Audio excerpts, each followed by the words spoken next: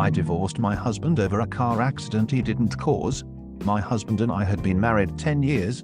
I had 2 sons when we met and we had 2 daughters together. He mostly treated my sons okay. He hired one of them as an apprentice a couple of years before this last incident. We had a lot of issues. He was particularly bad in emergencies or stressful times. He always let me down. Like when I had a partial miscarriage and he refused to come to the hospital. I had to go in for surgery. He just didn't want to leave work. Anything bad, a kid got hurt, no show. On holidays he always picked fights. He didn't like not being center of attention.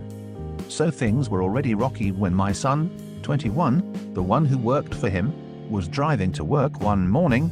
His car slid out on ice. He hit the side guardrail and the car rolled over, landed on its roof.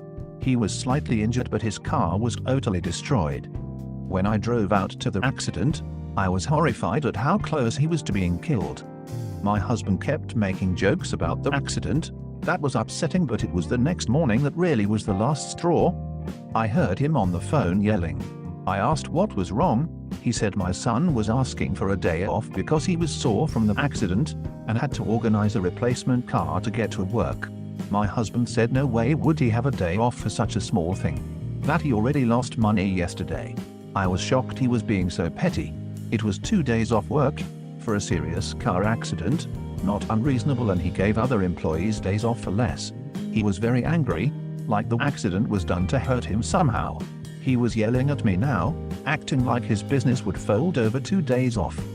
I rang my son and apologized for him being yelled at. He said he was quitting the job over this because it was his last straw.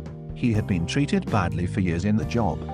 I got off the phone and told my husband to pack his things and get out.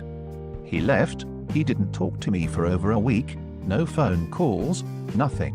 Then a week later I asked him to come to talk. He said he didn't want to break up.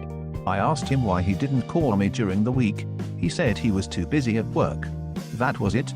I told him I was done. He thinks I overreacted, but as I said, this was a pattern of behavior.